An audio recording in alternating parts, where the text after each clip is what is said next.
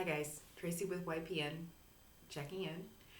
I wanted to talk quickly about birth plans. So I noticed, especially when the first time I was pregnant, having a birth plan was recommended on all the apps, all the websites. And in my experience as a labor and delivery nurse, I want to tell you, don't write down a birth plan. It's a bad idea.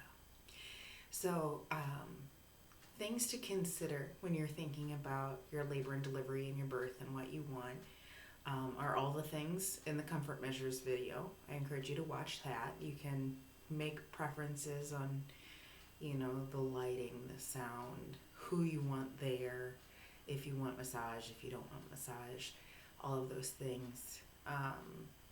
You can get down to the nitty gritty of, I don't want forceps, or I don't want a vacuum, or I don't want an episiotomy, or I don't want Pitocin. Those are all things you can think about. But what it really comes down to with birth plans is birth is a really dynamic process. And a lot of things can go well, and a lot of things can go poorly. And birth is one of those situations where you're not in control. Your body's in control. And sometimes your body needs some help. And there's a reason you went to the hospital to have the baby, okay? So if you need more monitoring, or if you need Pitocin, or if you need a C-section, the end result is always, the goal is to have healthy baby, healthy mom. So I encourage you, consider the things you want for your labor, have them in your mind, and then when the day comes, you gotta roll with it. You gotta trust your healthcare team. You gotta be educated and make informed decisions. But you gotta know that your birth plan is a nice idea. It's not a promise and it's not a guarantee. What we want is a healthy baby and a healthy mom. That said, labor has a lot of curveballs. And it's okay when everything's said and done to grieve for the labor you didn't have. For example, my daughter flipped breech at 35 weeks. We had some other complications, and I wouldn't let them turn her. So we had a scheduled, planned C-section.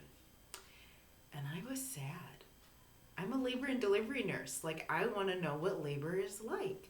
And so I needed to take the time to grieve the labor I didn't have.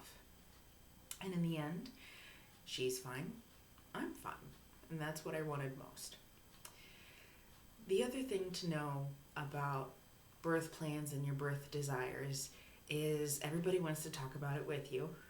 And there are lots of horror stories that go around about labor and delivery because no one cares about the labor that went really nice and the baby that was born and everything was fine.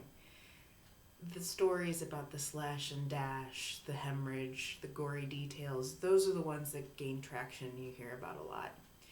Don't let them scare you. Take it with a grain of salt. Let whoever's telling the story tell the story.